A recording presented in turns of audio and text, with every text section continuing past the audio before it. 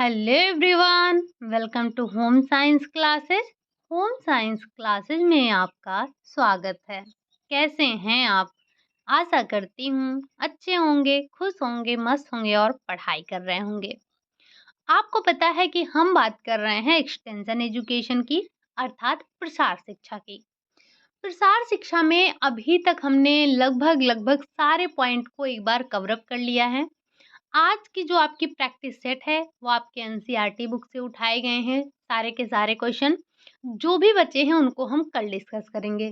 उसके बाद जो हमारे कुछ पीवाईक्यू हैं जो कि इम्पोर्टेंट हैं, हम उनको भी डिस्कस करेंगे। फिर हमारा एक्सटेंशन एजुकेशन समाप्त हो जाएगा। उम्मीद है कि आपने सारी चीज़ों को रिकॉल किया होगा, शुरू से लेकर अंत तक के। जो भी आपका ये एक्सटेंशन एजुकेशन जो है, इसमें ज़्यादातर चीज़ें आपको याद करनी हैं। जैसे कब कौन-सी योजना चलाई गई, उसके प्रणेता कौन थे, क्या कार्य किए गए, मूल्यांकन क्या है, विकासात्मक कार्य है, क्या है, इन सब के बारे में आपने चर्चा कर लिया है। चीज़ों को जब तक हम रिवाइज़ नहीं करेंगे, चीज़ें हमें याद नहीं रहेंगी। तो ज़्यादातर इसमें सन है, हिस्ट्री है, चीज़ों को हमें पढ़ना है, याद करना है। ठीक? चलिए, इसी के साथ बढ़ते हैं आज के अपने पहले क्वेश्चन की तरफ।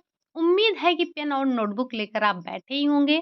अगर कुछ भी नया लगेगा तो नोट डाउन करेंगे और साथ ही साथ आप काउंट करते हुए चलेंगे कि आपने कितने क्वेश्चन सही किए हैं। क्योंकि आज के जो क्वेश्चन हैं वो आपके एनसीईआरटी के ही हैं। बढ़ते हैं पहले क्वेश्चन नंबर फर्स्ट पर। कह रहा है साइट का पूर्ण रूप है, क्या है? उपग्रह अनुदेशात्मक टेलीविजन प्रयोग, उपग्रह सूचनात्मक टेलीविजन प्रयोग, सौर अनुदेशात्मक टेलीविजन प्रयोग या फिर उपग्रह यंत्र टेलीविजन प्रयोग।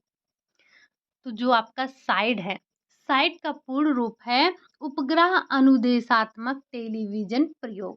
ठीक, थोड़ा सा फुल फॉर्म को आप ध्यान रखेंगे। अगला क्वेश्चन है, क्वेश्चन नंबर सेकंड है।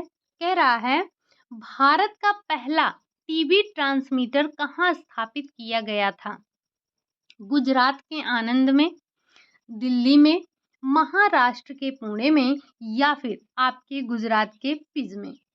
तो जो हमारा पहला टीवी ट्रांसमीटर स्थापित किया गया था, वो किया गया था आपके गुजरात के पिज में। कहाँ पर? गुजरात के पिज में। बढ़ते हैं अगले क्वेश्चन नंबर थर्ड पर। कह रहा है वीडियो कॉल, वीडियो कॉल किस संचार माध्यम का उदाहरण है? जैसे आपने संचार माध्यम के कई उदाहरण देखे थे, तो उसी में एक आपका वीडियो कॉल है। ये कैसा है? क्या ये दूर सम्मेलन है? क्या ये पारस्परिक क्रियात्मक वीडियो है? या फिर ये आपका सामान्य संदेश प्रसारण है या आपसी संदेश प्रसारण है? तो जब हम बात करते हैं वीडियो कॉल की, तो ये आपका एक प्रकार का दूर संचार होता है। कैसा संचार है? तो ये आपका एक प्रकार का दूर संचार का उदाहरण होता है। ठीक, चलिए बढ़ते हैं अगले क्वेश्चन नंबर 4 पर। संचार के तत्वों में शामिल है। वैसे संचार के आपके हमने 4 तत्व बताए थे। आपने देखा था कि संचार के 4 तत्व होते हैं। तो यहाँ पर बताना है सबसे पहले कि संचार के तत्वों में शामिल कौन है? क्या प्रेषक है, संदेश है, प्राप्तकर्ता है या फिर उपरोक्त सभी? तो जो संचार के तत्व हैं, ये तीनों तो हैं ही, लेकिन आपने एक और पढ़ा था, क्या? प्रेषक होना चाहिए, अर्थात संचारक होना चाहिए। कोई मैसेज आपके पास होना चाहिए जो कि हमारे संचार प्रक्रिया का दूसरा तत्व था। तीसरा आपका था माध्यम, यानी कि कोई न कोई माध्यम होना चाहिए और चौथा था आपका प्राप्तकर्ता या जिसे हम क्या कहते हैं? श्रोता कहते हैं। प्राप्तकर्ता, श्रोता, रिसीवर या फिर आपका और क्या कह सकते हैं? डिकोडर, इसी को तो हम कहते हैं। जैसे प्रेषक के कई नाम होते हैं, संचारक, प्रेषक, वक्ता, स्पीकर, सेंडर, एनकोडर, वैसे ही प्राप्तकर्ता के भी कई नाम होते हैं। ठीक, चलिए अगला क्वेश्चन है, क्वेश्चन नंबर 5 है। ये क्या कह रहा है? बताना है आपको कि दूर संचार किस प्रकार का संचार है। क्या ये पारस्परिक क्रियात्मक समूह संचार है? क्या ये समान स्थान पर लोगों द्वारा किया गया सम्मेलन है या दूर देश का सम्मेलन है या फिर उपरोक्त सभी? तो ध्यान रखिएगा, ये जो दूर सम्मेलन संचार है, ये आपका एक पारस्परिक क्रियात्मक समूह संचार होता है। क्या होता है? पारस्परिक क्रियात्मक समूह संचार होता है। बढ़ते हैं अगले क्वेश्चन नंबर 6 पर। कह रहा है पारस्परिक क्रियात्मक वीडियो निम्न में से किसका संयोजन है? क्या ये परस्पर लोगों की बातचीत का वीडियो का है या फिर कंप्यूटर एवं वीडियो के संयोजन का वीडियो तंत्र है या फिर टेलीविजन में दिखने वाले वीडियो तंत्र हैं या इनमें से कोई नहीं? तो आपको ये वर्ड जो है थोड़े से टिपिकल लग रहे होंगे, क्यों? क्योंकि आपने एनसीईआरटी पढ़ी नहीं है। एनसीईआरटी के शब्द ऐसे ही होते हैं। तो जो पारस्परिक क्रियात्मक वीडियो है, ये आपका कंप्यूटर और वीडियो के संयोजन का वीडियो तंत्र होता है। ठीक? चीज़ों को एक बार देखिएगा, नहीं समझ में आएगा फिर से देखिएगा। ठीक? चलिए, अगला क्वेश्चन है आपका क्वेश्चन नंबर 7 है।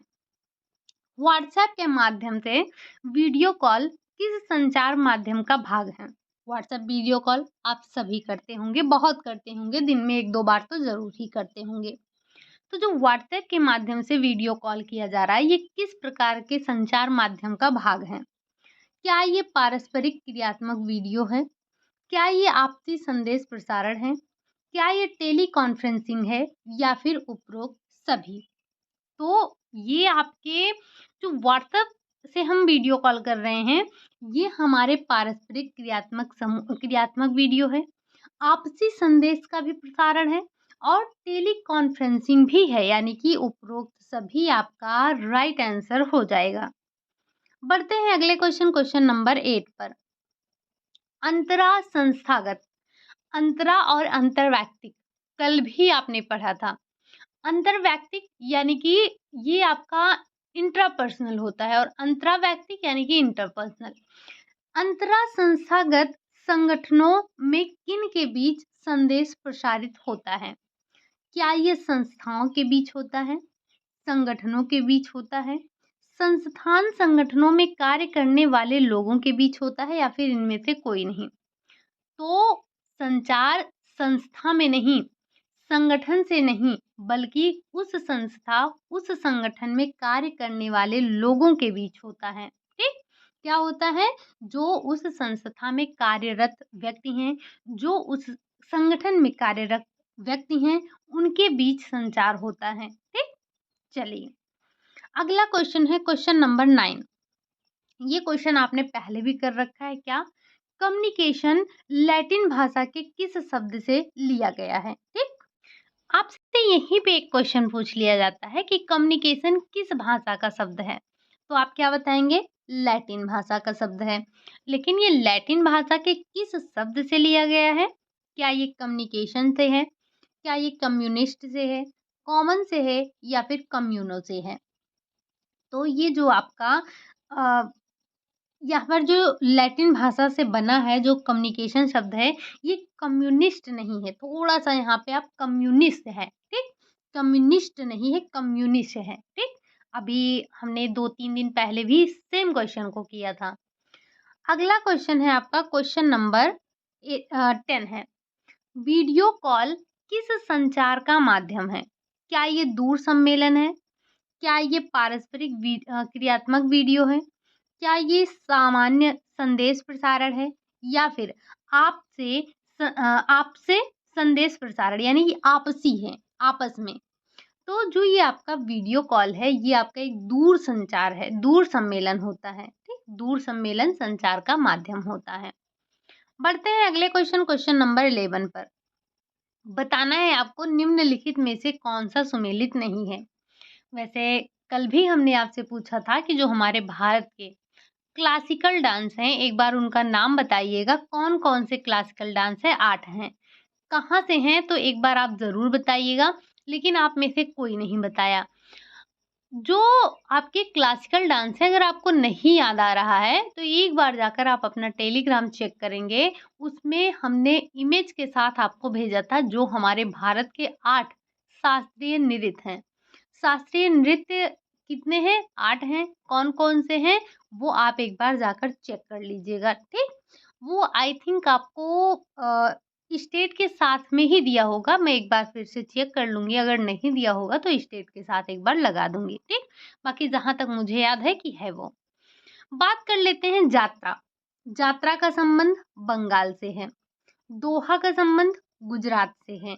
दशावतार का संबंध उत्तर प्रदेश से है। दादोरिया का संबंध मध्य प्रदेश से है। तो ये कुछ लोक नृत्य हैं, लोक नाटक हैं वहाँ के। तो आपको पता है कि अगर हम जात्रा की बात करें तो ये सुमेलित है। दोहा की बात करें तो सुमेलित है। दादोरिया की बात करें तो ये भी सुमेलित है। लेकिन ये जो दशावतार है, ये आपके उत्तर प्रदेश का ना होके कर्नाटक का है, ठीक? कर्नाटक का ही आपका यक्षगान भी है, जो कि काफ़ी पूछा जाता है और फ़ेमस भी है। इस दशावतार से भी ज़्यादा वो पूछा जाता है कौन? यक्षगान, ठीक? चलिए, और ये सारे के सारे आपके एनसीईआरटी में हैं, तो आपको याद होने चाहिए। बढ़ते हैं अगले क्वेश्चन नंबर 12 पर। कह रहा है, निम्न में से किस प्रकार के संचार में सूचना प्राप्त करने वाला व्यक्ति प्रेषक को कोई तत्काल प्रतिक्रिया नहीं दे सकता? क्या जनसंचार में, एक तरफा संचार में, अंतरावैक्तिक संचार में, या फिर दो तरफा संचार में? तो आपको पता होगा कि ये जो आपका सूचना है, किस प्रकार की सूचना में प्राप्त करने वाला व्यक्ति प्रेषक को तत्काल संचार नहीं दे पाता है, तत्काल प्रतिक्रिया नहीं दे पाता है, तो उसके लिए आपका राइट आंसर हो जाएगा एक तरफा। एक तरफा आप कहेंगे जनसंचार में भी नहीं होता है, तो जनसंचार आपका एक तरफा संचार का ही उदाहरण है। जब हम बात करते हैं एक तरफा संचार की, तो एक तरफा संचार में प्रतिक्रिया तुरंत नहीं मिल पाती है, ठीक? चलिए, अगला क्वेश्चन है, क्वेश्चन नंबर 13 है।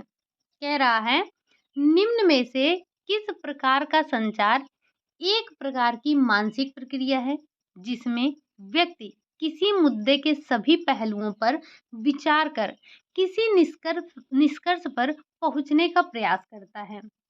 क्वेश्चन को फिर से एक बार ध्यान से पढ़िएगा कि निम्न में से किस प्रकार का संचार एक प्रकार की मानसिक प्रक्रिया है, जिसमें व्यक्ति किसी मुद्दे के सभी पहलुओं पर विचार कर किसी निष्कर्ष पर पहुंचने का प्रयास करता है? क्या ये जनसंचार है? क्या ये एक तरफा संचार है? क्या ये अंतरावैक्तिक संचार है, या फिर ये आपका दो तरफा संचार है? तो ये आपका एक अंतरावैक्तिक संचार होता है, जिसमें व्यक्ति अपने किसी भी मुद्दे पर, किसी भी मुद्दे के सभी पहलुओं पर विचार करता है, विमर्श करता है, उसके बाद एक निष्कर्ष पर पहुंचने का प्रयास करता है, ठीक? अगला क्वेश्चन है, क्वेश्चन नंबर 14। कह रहा है, निम्न में से किस प्रकार के संचार में दो या फिर उससे अधिक लोग के बीच आमने सामने की स्थिति में अपने विचारों को व्यक्त किया जाता है? क्या ये जनसंचार में होता है? क्या ये अंतरवैक्तिक संचार में होता है? अंतरावैक्तिक में होता है, या फिर दो तरफा संचार में होता है? तो जब हम बात कर रहे हैं दो या फिर दो से अधिक लोग हों और वो आमने सामने बात कर रहे हों, आपस में आमने सामने बैठकर विचार विमर्श कर रहे हों, अपने भावनाओं को व्यक्त कर रहे हों, तो ये आपका अंतरवैक्तिक संचार कहलाता है, ठीक? अंतरावैक्तिक, जब आप खुद चीजों को सोचते हैं, समझते हैं, विचार करते हैं और किसी निष्कर्ष पर पहुंचते हैं, तो वो आपका अंतरावैक्तिक। यहाँ पर अगर आप इंग्लिश देखेंगे तो इंट्रापर्सनल होता है, और ये आपका इंटरपर्सनल होता है, ठीक? अगला क्वेश्चन है, क्वेश्चन नंबर 15। संचार को स्तरों, प्रकारों, रूपों और माध्यमों के आधार पर वर्गीकृत करते समय मौखिक संचार को किस श्रेणी में रखा जाएगा? क्या ये आपका पारस्परिक क्रिया के आधार पर है? क्या ये संचार के स्तरों के आधार पर रखा जाएगा? क्या ये आपका संचार के साधन तथा विधि के आधार पर है, या फिर एक से अधिक इंद्रियों से काम लेने के आधार पर है? तो आपका राइट आंसर क्या होगा? जब हम संचार को स्तरों, प्रकारों, रूपों और माध्यमों के आधार पर वर्गीकृत करते समय मौखिक संचार की श्रेणी में उसको हम एक से अधिक इंद्रियों से काम लेने के आधार पर उसको हम वर्गीकृत करते हैं या श्रेणी में रखते हैं। बढ़ते हैं अगले क्वेश्चन नंबर 16। कोई भी लिखित या मौखिक सूचना अथवा जानकारी जो एक व्यक्ति से दूसरे व्यक्ति तक प्रेषित किया जाता है या भेजा जाता है तो कहलाता है। क्या वो प्रेषक कहलाता है? क्या वो संचारक कहलाता है? संदेश कहलाता है या फिर माध्यम कहलाता है? तो हम यहाँ पर अपने जो भी मौखिक या लिखित सूचना है उस सूचना को भेज रहे हैं, तो वो जो सूचना है वो हमारा संदेश होता है।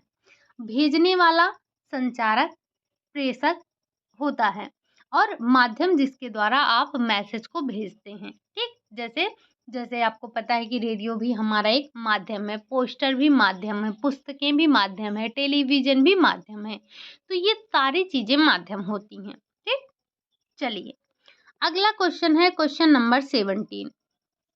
आमतौर पर संचार कब पूरा माना जाता है? हम संचार कब पूरा मानेंगे? जब संदेश भेज दिया जाता है, यानी कि आपके पास मैसेज सेंड का टिक आ जाता है, या जब संदेश प्राप्तकर्ता द्वारा प्राप्त कर लिया जाता है, या जब प्राप्तकर्ता संदेश को समझकर उस पर प्रतिक्रिया व्यक्त करता है, या जब संदेश कठिनाई के स्तर पर होता है। तो हमने ये शुरू से पढ़ रखा है कि हमारा संचार तभी पूरा होगा, हमारा एक अच्छा संचार तभी माना जाएगा जब हमें प्रतिक्रिया मिलेगी। और आपको पता है कि ये जो हमारे जनसंचार होते हैं इसमें हमें प्रतिक्रिया तुरंत नहीं मिल पाती है, और हमारी पूरा एक संचार जो होता है वो पूरा तभी होता है जब जो प्राप्त करता है वो समझ ले संदेश को और उस पर अपनी प्रतिक्रिया व्यक्त कर दे, तब संचार आपका पूरा होता है। ठीक, चलिए अब जैसे मैं आपसे पूछती हूँ कि क्या चीजें आपको क्लियर हुई, क्या चीजें आपको समझ में आई, तो आप कहेंगे हाँ, तो फिर ये संचार जो है हमारा पूरा होगा। अगर आप कुछ नहीं बोलते हैं इसका मतलब हो सकता है कि या तो आपने मेरी बातों को सुना ना हो या फिर आपको चीजें समझ ना आई हों। तो जब तक आप कुछ बोलेंगे नहीं कम्युनिकेशन हमारा पूरा नहीं होगा। अगला क्वेश्चन है क्वेश्चन नंबर 18 है। निम्नलिखित में से संचार का श्रव्य साधन है नहीं है? लैंडलाइन, मोबाइल फोन, श्रव्य रिकॉर्डिंग, मुद्रित सामग्री। तो श्रव्य साधन वो होते हैं जिन्हें आप सुन सकते हैं। तो लैंडलाइन यानी कि वही जो हम फोन करते हैं, टेलीफोन करते हैं, मोबाइल फोन होता है हमारा, या कोई रिकॉर्डिंग हमारे पास है सुनने वाली रिकॉर्डिंग, तो ये सब हमारे श्रव्य संचार के साधन हैं। लेकिन जब हम मुद्रित सामग्री की बात करते हैं तो इसमें हमारे बुलेटिन, पैम्पलेट, लीफलेट, पुस्तकें, अखबार, ये सारी चीजें आ जाती हैं। ठीक, चलिए ये आपके दृश्य में आ जाते हैं। क्वेश्चन नंबर 19 की बात करेंगे। विदेशिया का संबंध है, ये विदेशिया कहाँ का है? उत्तर प्रदेश का है, पंजाब का है, बिहार का है या फिर बंगाल का है? तो जो आपका विदेशिया है इसका संबंध कहाँ से है? बिहार से है। बिहू का असम है।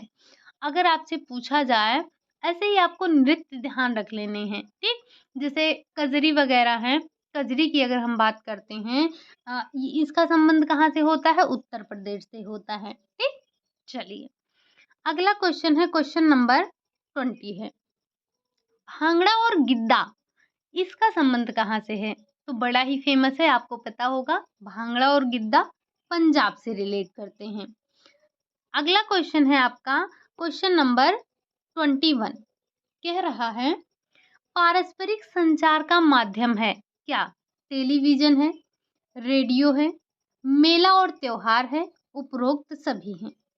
तो पारस्परिक संचार में क्या, पारस्परिक नहीं, पारंपरिक संचार की बात हो रही है। पारंपरिक संचार में आपके मेला और त्योहार ही आते हैं।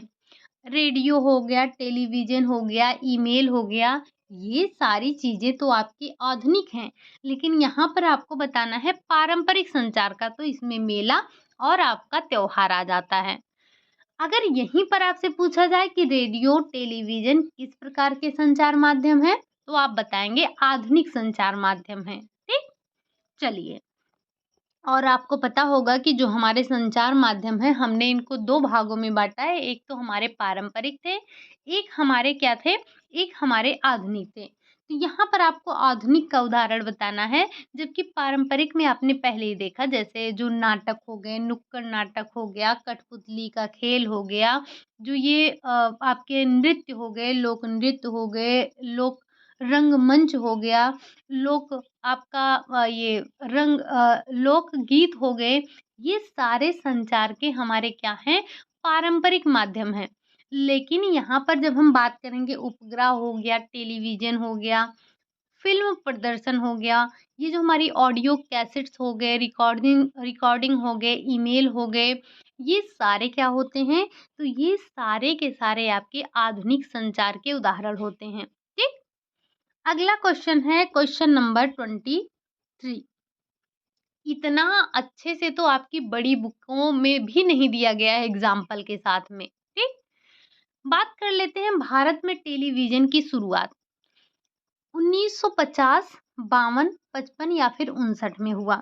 तो ये एक डेट और मिली थी हमें, जब आपने एक्सटेंशन एजुकेशन पढ़ा था। ये वृंदा सिंह मैम की बुक में आप देखेंगे, तो टेलीविज़न का जो प्रसारण स्कूलों में शुरू हुआ था 1960 में हुआ था। यहाँ पर आपको बताना है कि भारत में टेलीविज़न तो दिया गया था आपका 1959। थोड़ा-सा डेट आप इसको ध्यान रखेंगे। और जो भारत में टेलीविज़न का शुरुआत 1959 में हुआ था, ये स्कूलों में बच्चों को सिखाने के लिए इसका प्रयोग किया जा रहा था। ठीक? चलिए, अगला क्वेश्चन है क्वेश्चन नंबर 24। संचार माध्यमों का कार्य है, क्या है? क्या सूचना प्रदान करना, मूल्यों का संप्रेषण करना, मनोरंजन करना या फिर उपरोक्त सभी? तो जो संचार का माध्यम होता है, संचार माध्यम का कार्य ये सभी होते हैं।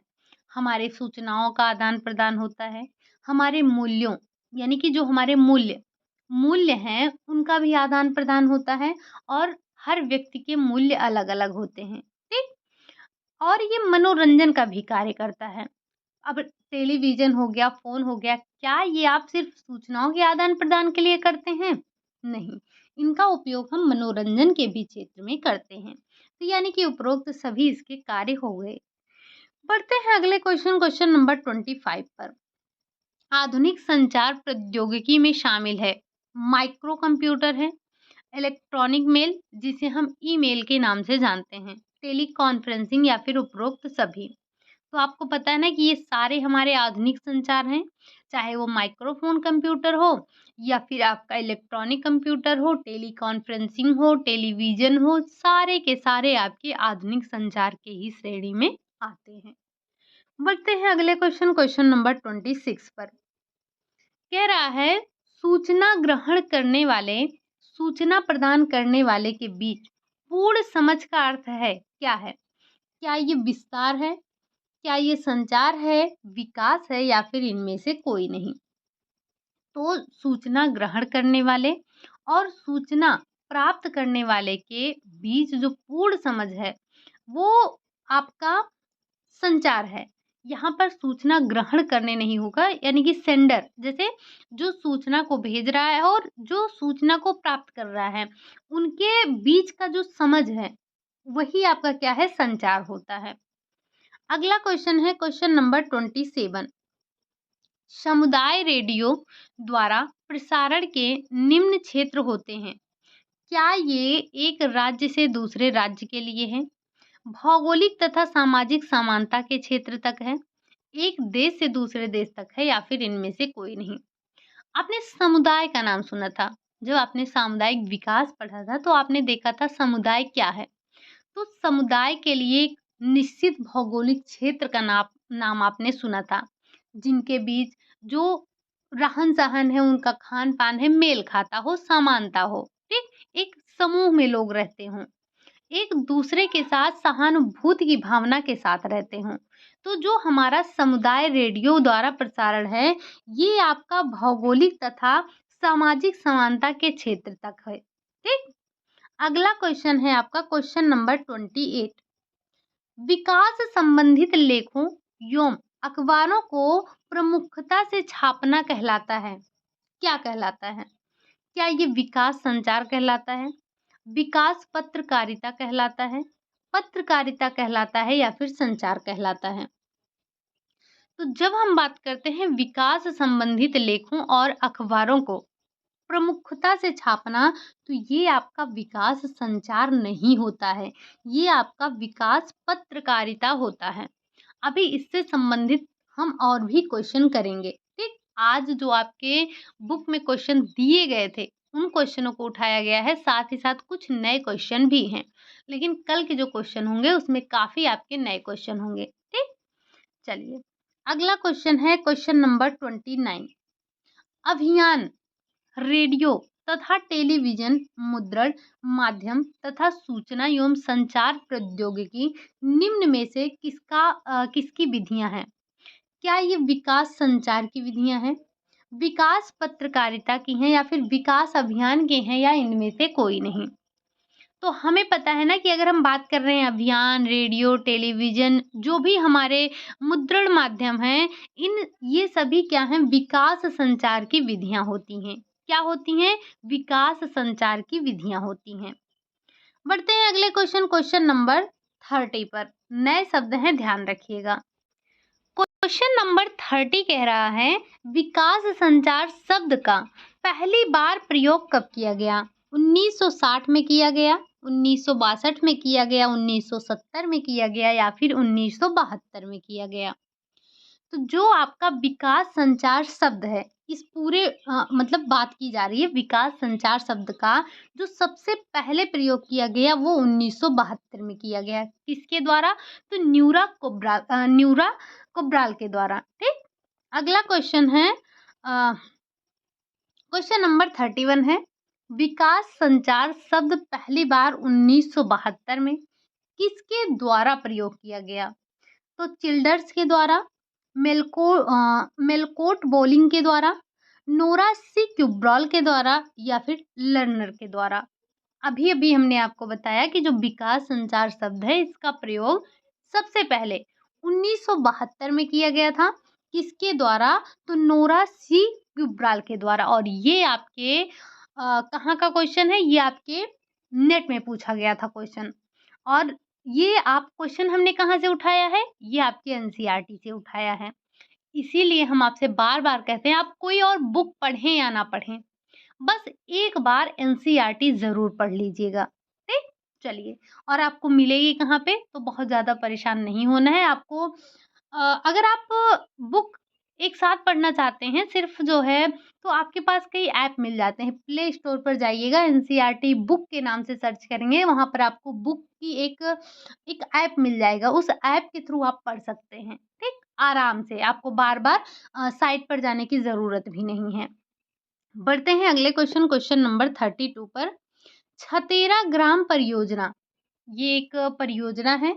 कब शुरू किया गया? 1950 में, 1955 में, 1960 में, 1969 में? तो ये जो छतेरा ग्राम परियोजना है, ये आपका शुरू किया गया था 1969 यानी कि 1969 में। बढ़ते हैं अगले क्वेश्चन, क्वेश्चन नंबर 32 पर। ये जो आपने छतेरा ग्राम परियोजना देखा, ये कहाँ शुरू किया गया था? बिहार में, पंजाब में, दिल्ली में या फिर मद्रास में? तो हमें पता है कि ये जो छतेरा ग्राम परियोजना है, ये दिल्ली में शुरू किया गया था, ठीक? अगला क्वेश्चन है इसी से संबंधित, क्या कि जो आपका छतेरा ग्राम परियोजना है वो 1969 में दिल्ली के एक छोटे से गांव पर ध्यान केंद्रित करने के लिए शुरू की गई थी। इस परियोजना में कौन सा समाचार पत्र जुड़ा है? इस परियोजना से कौन सा समाचार पत्र जुड़ा है? आप अगर क्वेश्चन को थोड़ा-सा ध्यान से पढ़ेंगे तो क्वेश्चन में ही कई क्वेश्चन हैं। क्या? जो छतेरा ग्राम परियोजना है ये कब शुरू हुआ? 1969। कहाँ से? दिल्ली से। ठीक? क्यों? एक दिल्ली के एक छोटे गाँव पर ध्यान केंद्रित करने के लिए किया गया था। अब इस परियोजना से समाचार पत्र जुड़े हैं, कौन से हैं? क्या वो नव भारत टाइम है? या फिर हिंदुस्तान टाइम्स है? पंजाब केसरी है या फिर दैनिक जागरण है? तो ये जो आपका छतेरा ग्राम परियोजना है, इससे जो समाचार पत्र जुड़ा है, उसका नाम है हिंदुस्तान टाइम्स, ठीक? अच्छा, ये पंजाब केसरी क्या है? पंजाब केसरी का संबंध किससे है? ज़रा एक बार हमें बताइएगा, अगर आपको याद हो तो। हालाँकि ये आपके इसमें नहीं है। अगला क्वेश्चन है क्वेश्चन नंबर 35। कह रहा है, ये 10 से 60 सेकंड के छोटे-छोटे संदेश होते हैं, जिन्हें कार्यक्रमों के बीच में प्रसारित किया जाता है। किसके अंतर्गत आते हैं? क्या ये प्रतीक चिन्ह है? क्या ये सार्वजनिक सेवा घोषणा है? शैक्षणिक सामग्री है या फिर विषय विस्तृत जानकारी है? तो ये जो 10 से 60 सेकंड के छोटे-छोटे संदेश होते हैं, जिन्हें कार्यक्रमों के बीच में प्रसारित किया जाता है, ये आपके सार्वजनिक घोषणा होते हैं, सार्वजनिक सेवा घोषणा होती है। ठीक? अगला क्वेश्चन है क्वेश्चन नंबर 36। स्वनियोजित महिला संघ, सेवा का नाम आपने सुना होगा, सेवा इसी सेवा की बात हो रही है, जो कि आपने पढ़ा था। ये भारत में लाखों निर्धन महिलाओं का संगठन है। क्या ये एक औपचारिक क्षेत्र है, कारोबारी क्षेत्र है, अनौपचारिक क्षेत्र है या फिर संचार क्षेत्र है? तो जब हम बात करते हैं किसकी, जब हम बात करते हैं सेवा की, तो ये भारत में एक अनौपचारिक क्षेत्र लाखों निर्धन महिलाओं का संगठन होता है। ठीक, चलिए बढ़ते हैं अगले क्वेश्चन, क्वेश्चन नंबर 37 पर। नाम आपने सुना ही होगा, क्या? रेड रिबन एक्सप्रेस ट्रेन के माध्यम से किसके बारे में संपूर्ण जानकारी दी गई है? एनीमिया के बारे में, एचआईवी एड्स के बारे में, कुपोषण के बारे में या फिर उच्च रक्तचाप के बारे में? तो ये जो आपका रेड रिबन एक्सप्रेस ट्रेन है, इसके माध्यम से एचआईवी और एड्स की जानकारी लोगों को दी गई है। ठीक, नाम थोड़ा सा ध्यान रखेंगे, पूछा जा चुका है। रेड रिबन एक्सप्रेस का संबंध किससे है? तो ये आपका एचआईवी से संबंधित है। और इसके द्वारा किया क्या गया था? तो एचआईवी के बारे में लोगों को जानकारी दी गई थी। किसके साथ कार्य किया है? तो ये रेल विभाग के साथ कार्य कर रहा है। अगला क्वेश्चन है क्वेश्चन नंबर 38। एचआईवी या फिर एड्स के बारे में जागरूकता पैदा करने के लिए राष्ट्रव्यापी संचार अभियान क्या था? स्वरोजगार महिला संघ था, परियोजना ग्राम छतेरा था, रेड रिबन एक्सप्रेस था या फिर जागो ग्राहक जागो था? तो अभी अभी आपने सुना कि रेड रिबन एक्सप्रेस जो था, ये क्या था? तो एड्स के बारे में जागरूकता पैदा करने के लिए एक राष्ट्रव्यापी संचार अभियान था। ये ट्रेन कहाँ से कहाँ तक चली थी? आप बताइए तब तक। बढ़ते हैं अगले क्वेश्चन, क्वेश्चन नंबर 39। ये रेड रिबन एक्सप्रेस से अभी कुछ क्वेश्चन बच रहे हैं, जिनको हम कल की क्लास में भी देखेंगे या शायद आज की ही क्लास में हो। देखते हैं। कहा जा रहा है कि डॉट डॉट विकास संचार का माध्यम है। कौन? आईसीटी, प्रिंट मीडिया, समाज या फिर पहला और दूसरा? तो जब हम विकास संचार की बात करते हैं, विकास संचार में आपका आईसीटी और प्रिंट मीडिया दोनों आते हैं, यानी कि फोर्थ वाला ऑप्शन आपका राइट हो जाएगा। बढ़ते हैं अगले क्वेश्चन, क्वेश्चन नंबर 40 पर। कहा जा रहा है, रेड रिबन एक्सप्रेस परियोजना को नाको द्वारा किसके सहयोग से चलाया गया था? ये चलाया किसने था? नाको ने चलाया था। क्या? रेड रिबन एक्सप्रेस परियोजना। लेकिन किसकी हेल्प ली थी इन्होंने? क्या भारतीय रोडवेज की हेल्प ली थी? भारतीय रेल की हेल्प ली थी? भारतीय वायुमार्ग की हेल्प ली थी या फिर भारतीय जलमार्ग की? तो आपने अभी अभी देखा ना, क्या ट्रेन परियोजना थी, अर्थात इन्होंने भारतीय रेल के सहयोग से इस परियोजना को चलाया था। क्यों चलाया था? लोगों में एड्स के प्रति जागरूकता पैदा करने के लिए। ठीक, क्वेश्चन किसी भी फॉर्म में पूछा जा सकता है। अगला क्वेश्चन है question number 41। Dot dot dot शब्द पहली बार 1972 में क्यूब्रॉल द्वारा प्रयोग किया गया था। कौन सा शब्द था?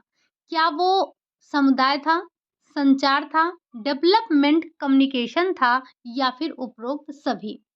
तो आपने नाम सुना था विकास संचार का, जिसका प्रयोग सबसे पहले 1972 में किया गया। किसके द्वारा? इनका क्यूब्राल के द्वारा किया गया था। ठीक, अगला क्वेश्चन है आपका question number 42। Red ribbon express की शुरुआत कहाँ से की गई थी? दिल्ली से, मुंबई से, कन्याकुमारी से या फिर गुजरात से? तो दिल्ली का नाम हमने सुना था छतेरा ग्राम परियोजना में, लेकिन ये जो रेड रिबन एक्सप्रेस की शुरुआत हुई थी वो कन्याकुमारी से हुई थी। ठीक। अगला क्वेश्चन है क्वेश्चन नंबर 43। निम्नलिखित में से या निम्न में से कौन सा विकल्प सामुदायिक रेडियो की सफलता का उदाहरण नहीं है? सेवा नहीं है, आपका सारी नहीं है, या फिर आरआरई नहीं है, या इनमें से कोई नहीं। तो देखिए, ये जो आपके सामुदायिक रेडियो की सफलता का उदाहरण नहीं है, ये आपका आरआरई नहीं है, मतलब रेड रिबन एक्सप्रेस नहीं है। बाकी सेवा तो आप जानते ही हैं। हम कल इनके बारे में, यानी कि जो सारी है, सारी के बारे में कल हम बात करेंगे। बढ़ते हैं अगले क्वेश्चन, क्वेश्चन नंबर 44 पर कह रहा है, निम्न में से किसे विशेष रूप से भारतीय कृषि की दशा सुधारने के लिए तथा किसानों की समस्याओं का समाधान करने के लिए शुरू किया गया था? कृषि दर्शन को, ई गवर्नेंस को, ई चौपाल को, या फिर सामुदायिक शिक्षण केंद्र को? तो जो आपका ये कृषि की में सुधार लाने के लिए, यानी कि विशेष रूप से भारतीय कृषि की दशा सुधारने के लिए, किसानों की समस्याओं का समाधान करने के लिए क्या शुरू किया गया था? तो वो आपका ई चौपाल की शुरुआत की गई थी। ठीक। बढ़ते हैं अगले क्वेश्चन और आज के आपके लास्ट क्वेश्चन पर। ये जो आप क्वेश्चन आज देख रहे हैं, इसमें से 1-2 नए क्वेश्चन हैं, बाकी सारे के सारे आपके बुक के ही क्वेश्चन हैं, लेकिन जो कल के क्वेश्चन होंगे वो आपको नए मिलेंगे। उसके बाद हम कुछ जो पीवाईक्यू में जो आपके इम्पोर्टेंट क्वेश्चन हैं उनको निकालेंगे। हमें जो पीवाईक्यू हैं, उनको वहाँ के क्वेश्चन करना ज़्यादा इम्पोर्टेंट है। क्यों? क्योंकि वहाँ पे जो लैंग्वेज यूज़ की जाती है, वो लैंग्वेज हमें बहुत अच्छे से समझ में आती है, ठीक? तो पीवाईक्यू करना बहुत ज़रूरी है क्योंकि उसी के बेस पर क्वेश्चन बनाए जाते हैं, ठीक?